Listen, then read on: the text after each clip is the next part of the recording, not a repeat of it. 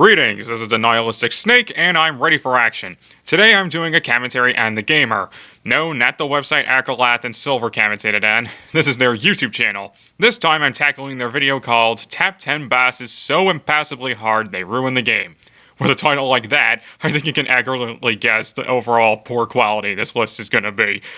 One more thing before I start. This was originally going to be a Hope commentary, then a SAC commentary. However, since both of those groups are dead, I'm doing it solo. So with all that out of the way, let's get this show on the road.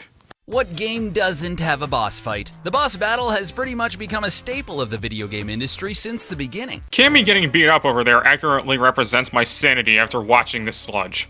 A boss fight should be a test of skill to put all you have learned to the test against the toughest foe you've encountered in the level thus far. But sometimes it's downright unfair. There are some bosses that simply have no regard for human life and will have you screaming at your television screen. God, it's just too hard, I give up! Before we begin, hit that subscribe button to stay up to date with all our content and ring that bell to become part of our notification squad so you never miss a video. Without further ado, here are 10 bosses so hard they ruin the game. GALACTUS, Ultimate Marvel vs. Capcom 3. Wow, that wording sucked. He is in the normal version of Marvel vs. Capcom 3 and Ultimate. Anyone who has never heard of this game until now might think that he is only fightable in the Ultimate version. He's not even any more difficult in Ultimate than in the original, so why only say Ultimate? Yeah, I'm nitpicking here, but it's like if I said that Vulcan from the HD remaster of MGS3 was too difficult, even though he's fightable in the original with no difference. We're going to be seeing a lot of fighting games on this list, so get prepared. I will bring this up in my final thoughts, because it's going to be important later. For some reason or another, the developers of fighting games just love to stick some insanely difficult bosses into their games. Thanks, guys. Real nice. That's done as a test of skill and to add to the illusion that you're becoming a world-class fighter like in action movies. Besides, fighting games can get incredibly repetitive, so why not have something intense to spice up the gameplay? Even then, fighting games aren't the only ones that do this. Minor reminds everyone about Guitar Hero 3's Through the Fire and Flames. When we talk about cheap bosses, you have to mention GALACTUS from Ultimate Marvel vs. Capcom 3. He is a gigantic planet-eating being, which, honestly, would be a difficult boss to defeat, but it's a little too difficult. It's flat out unfair. He takes up pretty much the entire screen, has a non-stop laser beam barrage, which is impossible to avoid, and some downright confusing attacks. Your entire screen can often be covered in laser and plasma, or whatever GALACTUS can emit from his fingers. What is that stuff anyways? 1. That's the power Cosmic, which is basically Galactus' life essence. 2. Galactus is nowhere near as difficult as you're making him out to be, not even in the highest difficulty setting. Sure, he takes up most of the screen, but you can knock him backwards if you attack him enough. For his energy attacks, Black can use Advancing Guard. He'll still cause damage, but it's better than just letting yourself get annihilated because you don't know what the fuck you're doing, which, judging from the footage you're using here, seems to be the case. Every time he claps his hands, one of your teammates die. As you can clearly see by the fact that Captain America still has a shred of health left. And if this fight wasn't hard enough already, he has the power to use applause as a weapon. I beg your pardon? I've played this fight several times and I don't know what you're talking about. There is no fucking applause-like attack or applause weapon he uses. Make sure to double check what the fucking boss's moves are in the game before making a point about them. To make things even worse, you have to fight 2 metallic puppets before you even get a chance to fight GALACTUS. It's like he's toying with you and loving every second of it. GALACTUS is just a nightmare in every sense of the word. There are so many things we'd rather do than fight this guy, like watch Fantastic Four 2: Rise of the Silver Surfer. No, wait, maybe not anything. CAPRA Demon, Dark Souls. The Dark Souls series is known for their difficult but fair bosses. The game is all about learning the mechanics and getting better with every attempt to get through the level. Makes sense. You must have a never-give-up attitude if you want to be a Dark Souls master. Sadly, there's one boss who's made plenty of players hang up the controller for good. That's it, I quit! Hate this! The CAPRA Demon is one of the most blatantly unfair bosses from the original. Pretty much everything about this battle is done to cheat the player out of a victory. It's like everything you knew about boss fights are just thrown out the window. The developers should honestly be ashamed of the CAPRA Demon's inclusion. Shame. Shame! The second you walk through the fog, the CAPRA Demon and his 2 dogs will attack you instantly. With so many enemies flying at you and so little space to maneuver, one wrong move can be your undoing. You know you could just dash forward while the demon charges up its attack, right? You have a clear opening ahead, and yet you're sitting here as if there's absolutely nothing you can do right out the gate. On top of that, where do you see a barrage of enemies coming at you? The only enemy that really charges at you in the beginning is the Capra Demon himself. Yeah, there are 2 dogs, but that's not really a barrage of enemies.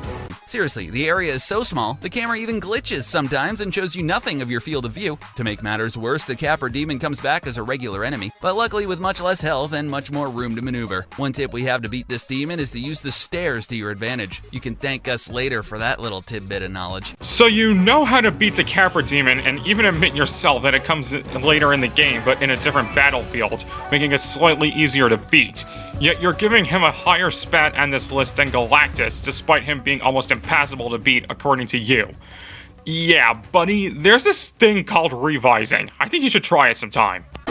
Shao Kahn, Mortal Kombat 2. Oh, Shao Kahn. Just the name can send shivers down the spine of both arcade goers and console gamers alike. For decades, fans of the Mortal Kombat series have come to expect a certain level of brutality. But Shao Kahn takes it to a whole nother level. You say the fight with Shao Kahn from Mortal Kombat 2 is on the list, yet you're showing footage from Mortal Kombat 9.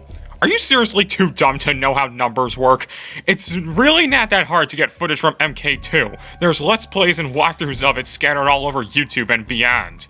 Honestly, the merciless beatings this guy dishes out are out of this world. You better have become a Mortal Kombat master because this guy give boots to butts all day long. Shao Kahn must be a mind reader because it's like he knows all your moves before they even happen. The only weakness he has is when he's taunting you. Cockiness is the downfall of many men, and Shao Kahn is no exception. If you can land a swift combo each time he taunts and avoid some of his deadly attacks, you could defeat this guy. When he laughs about your lack of skill, that's your time to strike and make him eat his words. When a boss is not only unfair, but also laughs at your ability, that's just a low blow to gamers. Even though you said it's a big weak spot to go and attack him, so it's not as much of a low blow as you're letting on. Also, in the context of a fighting game, wouldn't his constant jeers give you more of a motivation to kick Shao Kahn's ass? I mean, in a real fight, if someone is laughing at you within punches, then seize the opportunity. Make him eat his words. Before you say I'm looking too deep into this, you started it. It's no surprise Shao Kahn is one of the most disliked characters in Mortal Kombat history. He deserves it. Yeah, I do believe Mocap holds that title, thank you very much. DEVILJHO, Monster Hunter 3. The Monster Hunter series is arguably one of the most imaginative video game franchises out there today. The monsters you encounter on your journey are both beautiful and terrifying at the same time, which is a difficult thing to get right. Just ask my girlfriend. Like every video game on this list though, there are some unfair boss fights in the series. DEVILJHO from Monster Hunter 3 just loves to take advantage of the things you have no control over. His attacks are so quick that even if you sprint out of the way to avoid them, you'll still get hit. He abuses the lengthy animation of the player, and if you are in his crosshairs, he will pummel you until you have no health left. He's big, fast, and strong, which makes sense considering he can only be encountered in high-rank missions, where he will pose a challenge to even the most veteran of players. A good tip would be to keep your distance, but close-range weapons users won't be able to damage him from afar. You're damned if you do, and you're damned if you don't. You know, for a segment that's supposed to be explaining how hard DEVILJHO is, you seem to have footage that shows the characters eviscerating him. I'm getting mixed messages here. What makes him even more annoying is that he can be summoned as a backup by some random monster. Luckily, teamwork will be the victor at the end. If you work as a team, you'll be able to handle this behemoth. And yet he's still 3 slots above Galactus, who you said is incredibly unfair even though you have a team of 3 fighters. Yes, I know there's a difference between controlling a team of your choice and having a team of different players, but the point still stands that teamwork is needed in both instances. AZAZEL, Tekken 6. Oh hey, another fighting game. No surprise there. AZAZEL is a giant fire-breathing crystal dragon who's as tall as a screen in Tekken 6. He's absolutely enormous compared to anyone you've fought in the game thus far. He seems a little out of place in the Tekken world, and once you fight him, you'll also agree. This is the same game where you can fight as both a panda and a grizzly bear, yet somehow a dragon is the thing you set aside your suspension of disbelief over. Or are you being deliberately fatuous because you happen to hate this boss? Because that's not an excuse. He's one of the most unpredictable bosses you'll fight in the game. You never know if he'll unleash a combo or stomp you to your death. Either way, it's bad. He also has different animations for the same attack, which makes it very difficult to react to his moves as quickly as possible. Just stay still. Gosh. When you finally land an attack on him, his health bar will barely even move. He's unfair in every sense of the word. AZAZEL is so tall he covers the majority of your viewing angle at any given time, which is just plain annoying. What is this trend of really tough bosses in fighting games that cover the entire screen? He isn't that big. Hell, he's a lot smaller than Galactus, who you harbor the same complaint against. I'd argue that you have even more room to fight AZAZEL here, since he at least moves in all directions, whereas Galactus only moves forward. Plus, in your own footage, you can play as AZAZEL against AZAZEL, so it's like fighting fire with fire. Not to mention the character Nancy is just as big as he is, and you show it fighting AZAZEL as well. To be quite honest, I'm getting this impression you just suck at fighting games. Green is not a creative color. Seth, Street Fighter 4. Well, hello, Street Fighter. Fancy meeting you here a second time. You would think the developers of Street Fighter 3 would learn to tone down their bosses for the next installment, but oh no, you'd be dead wrong. Seth in Street Fighter 4 is just as cheap as Gil. His movement is literally entirely made up of enhanced versions of the best attacks from other characters. Yeah, the developers were too lazy to give him his own moveset, so they just increased the damage on the best moves. Yeah, cause that's fair. He was purposely designed to be as frustrating as possible, which is not cool. Seth has no weaknesses. You seriously can't even name one. How can you beat a boss with 0 weaknesses? It's just not fair! Not fair! You might want to consider the fact that Seth has no specific weaknesses. For example, Solid Snake has no specific weaknesses. You just kick the shit out of him enough until he can't fight anymore. Who's to say that's not the case with Seth? Also, correct me if I'm wrong, but many other Street Fighter characters typically don't have weaknesses either, and your chances of defeating them are dependent on your skill level.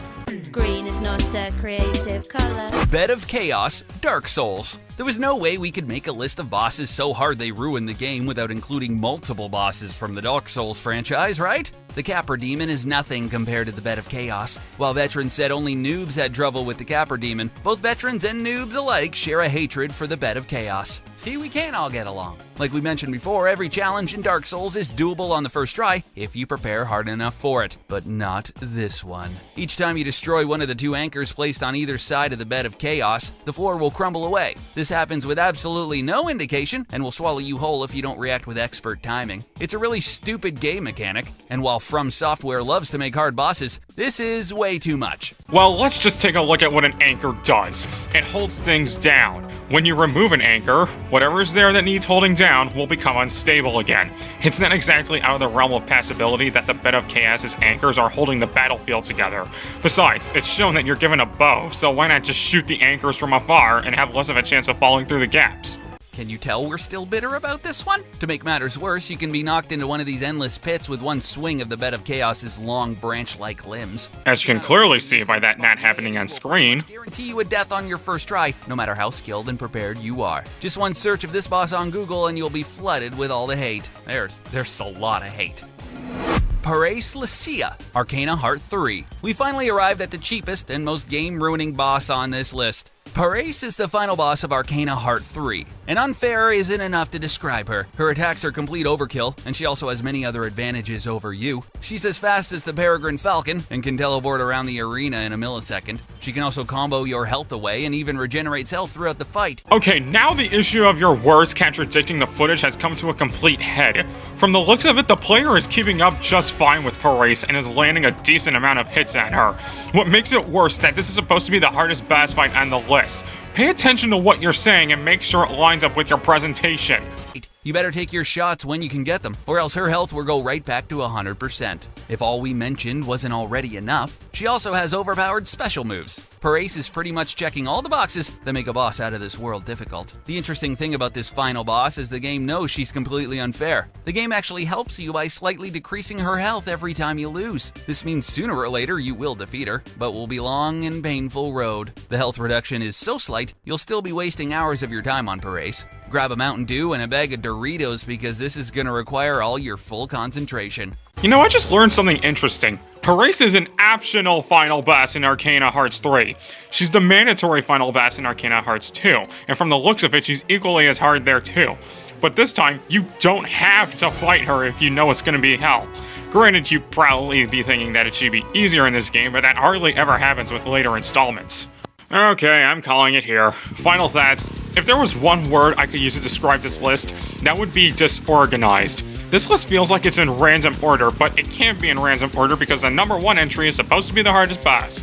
Not to mention, with how many times you used bosses from the same game series, namely Street Fighter, why not just chop the list up and use some of the entries in the top 10 hardest fighting game bosses? The topic's been done before, sure, but it's clearly the list you'd prefer to have made.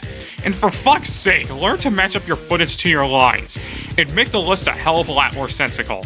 Anyways, thanks for watching. This is the Nihilistic Snake slithering out of here. Greetings, this is the Nihilistic Snake, and I'm ready for action.